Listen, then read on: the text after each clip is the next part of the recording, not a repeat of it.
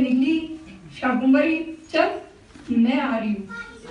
तब माता जी ने पिताजी को जगाया, बोले तो ऐसे बोल रही है कि हो गया काम। तब मैं 11 महीने में पैदा हुई।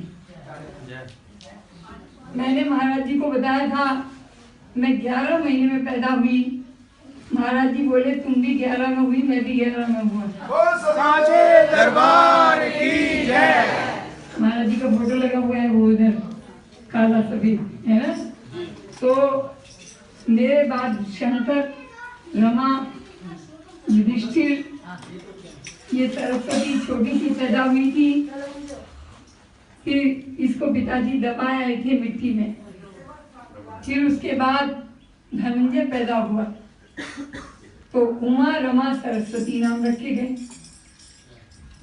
रमा की एक की शादी हुई, ये मेधा पैदा हुई जो भजन गा रही है। और युधिष्ठिर की शादी हुई तो ऋतंबरा पैदा हो गई। और सबसे छोटे भाई की इसलिए कर दी, हम तो आश्रम में रहेंगे बचपन से ही। 4 बेटी उसके पैदा हुई, 5 और 4 9।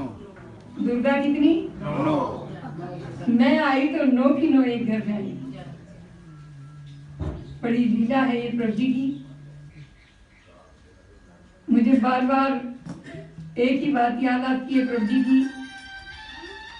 श्री प्रभु जी योगेश्वर प्रभु रामलाल जी कैसे मुझे लेने के लिए आए।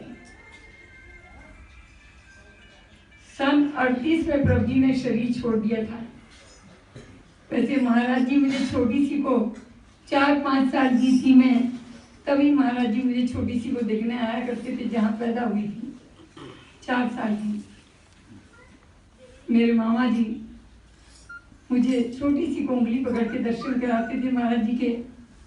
मैं ऐसे छोटी सी यूं प्रणाम करती थी तो महाराज जी कहते तुम ठीक हो? मैंने कहा हाँ जी। शामली में बहुत बड़ा प्रोग्राम होता था महाराज जी का। तो फिर उसके बाद 15 साल की हुई मैं तो सन 38 में प्रभु जी ने शरीर छोड़ दिया था। 67 में महाराज जी ने पत्र लिख दिया मुझे कि तुम ऋषिकेश आ जाओ। बस इतना सा लिखा।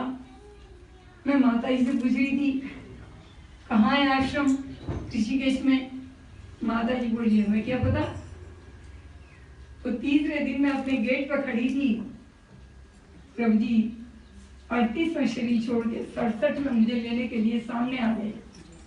कहते क्या हुआ तुम्हें? ऋषिकेश जाना था। मैंने कहा माता जी देखिए जरा कौन है। माता जी दौड़ के गई।